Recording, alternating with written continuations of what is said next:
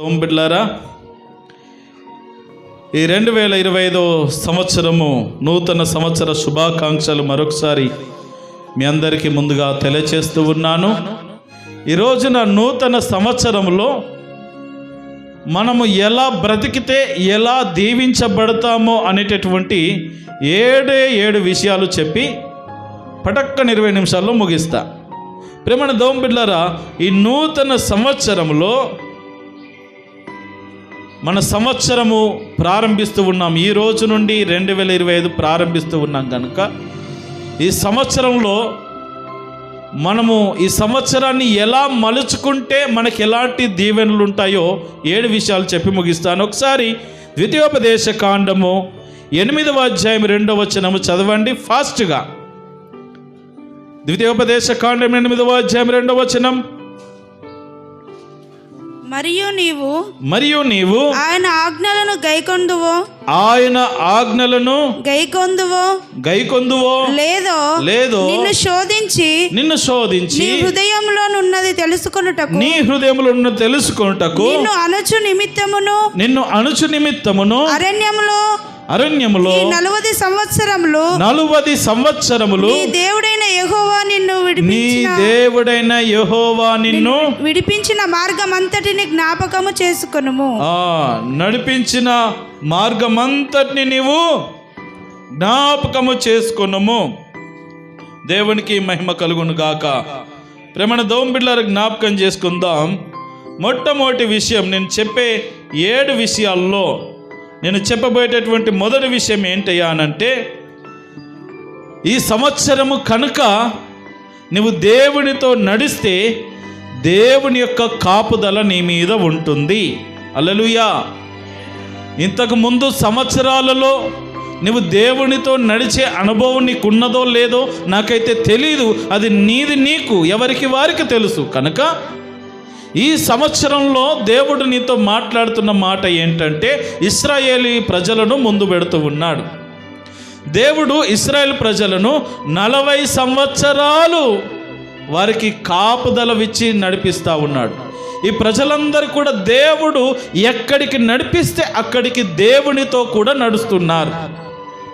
దేవునితో కూడా ఈ ఇశ్రాయేలు ప్రజలు జనాంగమంతా నడుస్తున్నందున దేవుని కాపుదల వారి మీద ఉన్నది. ఎలా ఉన్నదంటే, పగలు మేఘస్తంభముగా, రాత్రి అగ్నిస్తంభముగా, వారికి ఆకలేస్తే ఆకాశము నుండి మన్నా కురిపించబడి, వారికి దాహమేస్తే బండ నుండి నీళ్లు. 40 సంవత్సరాల వరకు వారి బట్టలు, ఆలోచన చేయండి, 40 సంవత్సరాల వరకు వారు వేసుకున్న బట్టలు పాతగిలలేదంట, వారు వేసుకున్న చెప్పులు అరిగిపోలేదంట. ఎంత గొప్ప కాపుదల! ఎందుకు 40 సంవత్సరాల వరకు అంత గొప్ప కాపుదల దేవుడు ఇశ్రాయేలు జనాంగమునకి ఇచ్చాడు అనంటే, ఒకే ఒక లాజిక్, వారందరూ కూడా దేవునితో నడుస్తున్నారు. హల్లెలూయా. దేవునితో వాళ్ళు 40 సంవత్సరాలు నడుస్తూ ఉన్నారు కనుక 40 సంవత్సరాల ఆశీర్వాదం వాళ్ళు పొందుకున్నారు. ఒకవేళ దేవునితో నడిచే అనుభవం ఉంటే నాకు ఈ సంవత్సరం కలిసి రాలేదండి అని చెప్పే స్థితి నీకు రాదు. నువ్వు ప్రతి సంవత్సరము, ఏ సంవత్సరమైనా సరే, నువ్వు దేవునితో నడిచే అనుభవం కనుక నీకుంటే దేవుడు ఖచ్చితంగా నీ జీవితంలో తన కార్యాన్ని నెరవేర్చువాడుగా ఉన్నాడనే ఆత్మీయ సత్యాన్ని మీకు గుర్తు చేస్తూ ఉన్నాను. దేవునికి మహిమ కలుగునుగాక. హల్లెలూయా. మొదటిది, దేవునితో నడిచే సంవత్సరముగా ఈ సంవత్సరాన్ని నువ్వు మలుచుకుంటే, ఈ సంవత్సరంలో దేవునితో నడిచే విధంగా నువ్వు బ్రతికితే దేవునికి ఏమిస్తానంటున్నాడు? కాపుదలనిస్తాడు. ఇశ్రాయేలుని ఏ రీతిగా కాపాడాడో నిన్ను కూడా ఆ రీతిగా కాపాడుతాడు. రెండో విషయానికి వస్తూ ఉన్నాను. న్యాయాధిపతుల గ్రంథము 5వ అధ్యాయము 31వ వచనం చదవండి. న్యాయాధిపతుల గ్రంథము 5వ అధ్యాయం 31వ వచనం ఫాస్ట్గా. యెహోవా నీ శత్రువులందరూ అలాగుననే నశించెదరు, ఆయనను ప్రేమించు వారు బలముతో ఉదయించు సూర్యుని వలె నుందురు అని పాడిరి. తరువాత దేశము 40 సంవత్సరములు నిమ్మలముగా ఉండెను. హల్లెలూయా. ఇక్కడ ఈ చదువుకున్నటువంటి లేఖన భాగములో ఈ ప్రజలందరూ కూడా దేవుణ్ణి ప్రేమిస్తూ ఉన్నారు. దేవుణ్ణి ప్రేమిస్తున్నందున వారి జీవితంలో నెమ్మది కలిగింది అని ఇక్కడ వ్రాయబడతా ఉన్నది. ఎన్ని సంవత్సరాలు ఇక్కడ? 40 సంవత్సరములు. అక్కడ 40 సంవత్సరాలు కాపుదల, ఇక్కడ 40 సంవత్సరాలు నెమ్మది. ఎందువలన? దేవుని ప్రేమిస్తూ ఉన్నారు. దేవుని ప్రేమించువారు బలముతో ఉదయించు సూర్యుని వలె ఉందురు అని పాడుతూ ఉన్నారు. ఈ రోజున దేవుని ప్రేమించే ఆ స్థితి నీలో ఉన్నదా? పాట అయితే పాడతాం. ఏం పాట? ప్రేమించడం అధికముగా ఆరాధింతు. పాట మాత్రం చాలా చక్కగా పాడుతూ ఉన్నాం, కానీ ఆచరణలో పెట్టలేకపోతూ ఉన్నాం. జాగ్రత్తగా వినండి. దేవుని ప్రేమించే స్థితి ఈ సంవత్సరంలో నీకుంటే దేవుడిని జీవితంలో నెమ్మది కలుగజేస్తాను అని చెప్తూ ఉన్నాడు. 3వ విషయాన్ని జ్ఞాపకం చేస్తాను. చదవండి. యోబు గ్రంథము 36వ అధ్యాయము 11వ వచనం. యోబు గ్రంథం 36వ అధ్యాయం 11వ వచనం. ఫాస్ట్గా. వారు ఆలకించి ఆయనను సేవించిన ఎడల తమ దినములను క్షేమముగాను తమ సంవత్సరములను సుఖముగాను వెళ్ళబుచ్చెదరు. జాగ్రత్తగా వినండి. ఎవరైతే దేవుని సేవిస్తారో, దేవుని సేవించే వారి సంవత్సరము ఎలా ఉంటుందంట? క్షేమము కలుగుతుంది. నలుదిశల వారికి క్షేమము కలుగుతుంది. జాగ్రత్తగా వినండి. ఎంత చక్కటి మాటలు. దేవునితో నడిచే సంవత్సరాన్ని నువ్వు కలిగి ఉంటే, సంవత్సరం అందరికీ ఇచ్చాడు దేవుడు, ఉపయోగించుకునే విధానములోనే తేడా ఉంది. అది నేను మీకు అర్థమయ్యేటట్టుగా చెప్తా ఉన్నాను. అందరికీ ఒకే సంవత్సరాన్ని ఒకే విధముగా ఇచ్చాడు. నువ్వు మంచిదనుకుంటే మంచిదవుతుంది, చెడ్డదనుకుంటే చెడ్డదవుతుంది. నువ్వు సరైన భక్తి చేస్తే అది నీకు ఆశీర్వాదకరముగా ఉన్నది. భక్తి చేయకపోతే ఏదో ఒక కీడు, లేకపోతే ఏదో ఒక నష్టమో కష్టమో నీ ముందుకు తీసుకొస్తుంది. సంవత్సరంలో తేడా లేదు. దేవుడు సృష్టించింది, సిద్ధపరిచింది అంతా మంచిదే. మనలోనే ఉన్నది పొరపాటు. అందుకని దేవునితో నడిచే సంవత్సరముగా ఈ సంవత్సరం నువ్వు చేసుకుంటే నీకు కాపుదల ఉంటుంది. నువ్వు దేవుని ప్రేమించే స్థితిని ఈ సంవత్సరంలో కలిగి ఉంటే నీకు నెమ్మది కలుగుతుంది. నువ్వు దేవుని సేవించే స్థితిని నువ్వు కలిగి ఉంటే ఈ సంవత్సరంలో నీకు క్షేమము కలుగుతుంది. 4వదిగా జ్ఞాపకం చేసుకు సామెతల గ్రంథం 3వ అధ్యాయం 1-2 వచనాల్లో వ్రాయబడినటువంటి మాట. నా కుమారుడా, నా ఉపదేశము మరువకుము, నా ఆజ్ఞలను హృదయపూర్వకముగా గైకొనుము. అవి దీర్ఘాయువును సుఖజీవంతో గడుచు సంవత్సరములను శాంతిని నీకు కలుగజేయును. దేవునికి మహిమ కలుగును గాక. 4వ విషయం చెప్పే మాట ఏంటంటే, దేవుని ఉపదేశం వినేవారి సంవత్సరము ఎలా మారుతుందంటే దీర్ఘాయువు కలుగజేస్తుందంట. హల్లెలూయా. ఒక సంవత్సరం కాదు, 2025లో ఉన్నటువంటి నీవు 2066ను కూడా చూసే ఆధిక్యతను దేవుడు నీకు అనుగ్రహిస్తాడు. దీర్ఘాయువు ప్రసాదిస్తాడు. ఎప్పుడు? దేవుని మాటలు. మరి అందుకే పోయిన వారమున మనం లెక్కేసుకున్నాం. అసలు 52 ఆదివారాలకు ఎన్ని ఆదివారాలు వచ్చినాం, ఇన్ని ఉపదేశాలు విన్నాం కదా, ఎంత మార్పు చెందాం. ఆ ఉపదేశాలు ఎన్ని మనలో పనిచేశాయి. దేవుని ఉపదేశం వింటే మన జీవితంలో దీర్ఘాయువు కలుగుతుంది, అంటే ఎక్కువ కాలం బ్రతుకుతాం. ప్రేమన దోమ బిడ్డలారా, జ్ఞాపకం చేసుకుందాం. దేవుని ఉపదేశం వింటే ఆ సంవత్సరం వారికి ఏం కలుగుతుంది? దీర్ఘాయువు కలుగుతుంది. చివరి 3 విషయాలు చెప్పి ముగిస్తాను.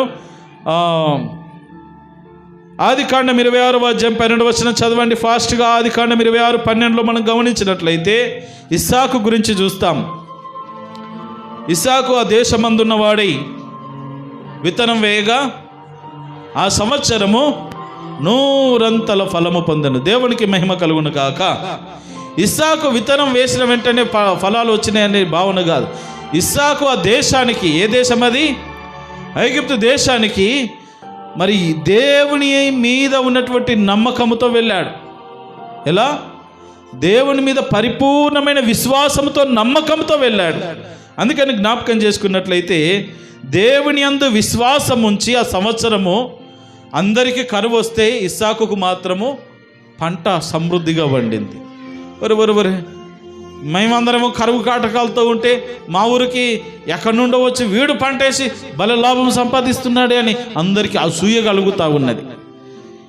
ఇస్సాకులో ఉన్నది, ఆ దేశస్థులలో లేనిది ఏంటంటే దేవుని మీద విశ్వాసం. అందరు చెప్పండి. నీవు విశ్వాసముతో విత్తనము వేసినా, వ్యాపారము చేసినా, ఉద్యోగము చేసినా, నువ్వు ఏ పని చేసినా దేవుడు నీ పనిపాటులను, నీ చేతుల కష్టాన్ని దీవించి ఆశీర్వదించి నీకు ఎన్నంతల ఫలం అండి? 100 ఫలాన్ని ప్రసాదిస్తాడు. ఈ సంవత్సరం మరి 100 ఫలము పొందాలని మనందరికీ ఉన్న మాట, మనందరికీ ఆశ ఉన్న మాట వాస్తవమే. కానీ ఆ 100 ఫలము నీకు కావాలంటే దేవుని మీద విశ్వాసముతో నువ్వు విత్తనము వేయాలి. విశ్వాసముతో నువ్వు దేవుని మీద ఆధారపడితే దేవుడు నీకు 100 ప్రతిఫలాన్ని ప్రసాదిస్తాడు. 6వదిగా జ్ఞాపకం చేస్తూ ఉన్నాను, అదే ఆదికాండం 41వ అధ్యాయము 54వ వచనం చదవండి. లాస్ట్గా చదవండి. 41వ అధ్యాయం 54వ వచనం. యోసేపు చెప్పిన ప్రకారము 7 కరువు సంవత్సరములు ఆరంభమాయను గాని ఐగుప్తు దేశమందంతటను ఆహారముండెను. ఐగుప్తులో యోసేపు కాలంలో ఐగుప్తులో 7 సంవత్సరాలు కరువు కాలం వచ్చిందనే సమాచారం మనందరికీ తెలుసు. ఎందుకంటే ఆ సందర్భాల్లో విన్నాం. ఫరోకు మరి ఆ కరువు నుండి ఎలా బయటపడాలో తెలియనటువంటి పరిస్థితుల మధ్యలో భక్తుడైనటువంటి యోసేపును పిలిపించి ఆ కళ యొక్క భావాన్ని తెలుసుకొని దానికి తననే అధిపతిగా నియమించడం జరిగింది.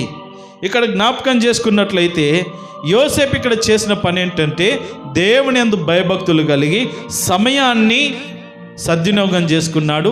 రెండవదిగా ధాన్యాన్ని చక్కగా స్టోర్ చేశాడు. అంటే సమయాన్ని, ధాన్యాన్ని సద్వినియోగం చేసుకున్నందున సర్వ సమృద్ధి కలిగింది ఐగుప్తులో. హల్లెలూయా.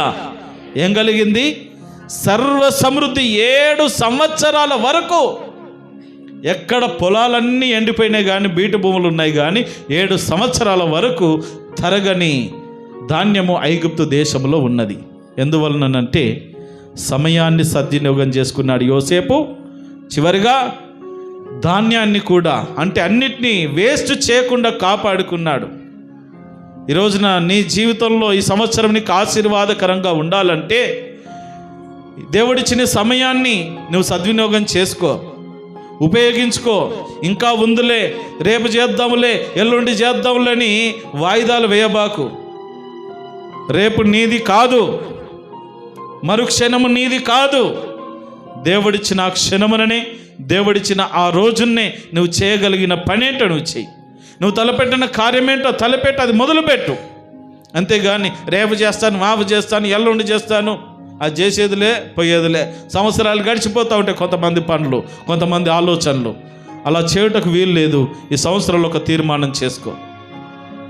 ముఖ్యంగా యవన బిడ్డలకు మనవి చేస్తూ ఉన్నాను, దేవుడు మీకు శక్తికి వచ్చినటువంటి పని మీరు చేయండి. మీరు తలపెట్టిన కార్యములు ఏదైతే ఉన్నదో దేవుని యందు విశ్వాసం చేత చేయండి. వెనుకాడొద్దు, రేపు మాపు అని వాయిదాలు వేయకూడదు. సమయం చాలా విలువైనది. అందుకని జ్ఞాపకం చేస్తూ ఉన్నాను, సమయాన్ని, ధాన్యమును ఈ యోసేపు సద్వినియోగం చేసుకున్నాడు. సంవత్సరం, ఒక్క సంవత్సరం, ఆ 7 సంవత్సరాలు సద్వినియోగం చేసుకుంటే మరలా 7 సంవత్సరాలు హ్యాపీగా తింటూ కూర్చున్నారు ఐగుప్తు దేశవాసులు. ఎంత గొప్ప ధన్యత! సద్వినియోగం చేసుకునే లక్షణాన్ని సంవత్సరంలో నువ్వు కలిగి ఉండి. చివరిగా ఇర్మియా గ్రంథం 17వ అధ్యాయం 7-8 వచనాలు ఫాస్ట్గా చదవండి. ఇర్మియా గ్రంథం 17వ అధ్యాయం 7-8 వచనాలు.